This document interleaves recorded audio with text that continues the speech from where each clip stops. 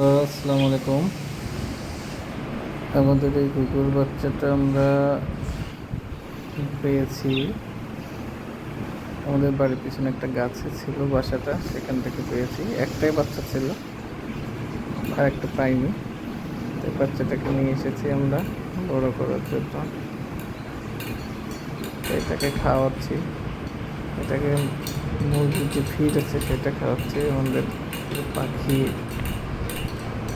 যেখানে আমরা পালি সেখানে রেখে একটা খাঁচার ভিতর রেখেছি, রেখে সেই পাখিটাকে খাওয়াচ্ছি। প্রথম যেদিন পেয়েছিলাম সেদিনের গায়ে আসলে কোনো পশম ছিল না। আজকে দেখছি একটু পশম হয়েছে, আমার বেশ অনেকটাই পশম হয়েছে।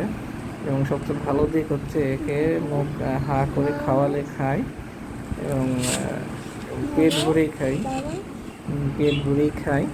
আর সবচেয়ে বড় কথা হচ্ছে যে সে পানিটা নিজে নিজে খেতে পারে, দেখবেন একটু পরে সে পানি খাবে, পানিটা নিজে নিজেই খাই।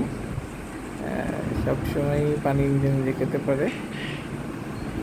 তবে 3 বেলা খাওয়ানো লাগে, সকালে, দুপুরে, রাতে। অফিসে থাকলে আমি খাওয়াতে পারি না, বাসায় এসে খাওয়াই দুপুরের পরে, 2টা 3টার পরে। আর সকালবেলা খাইয়ে রেখে যাই।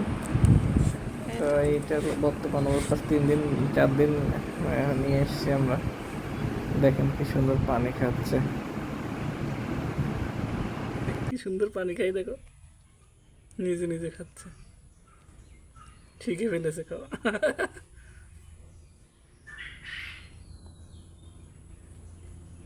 ভরে তো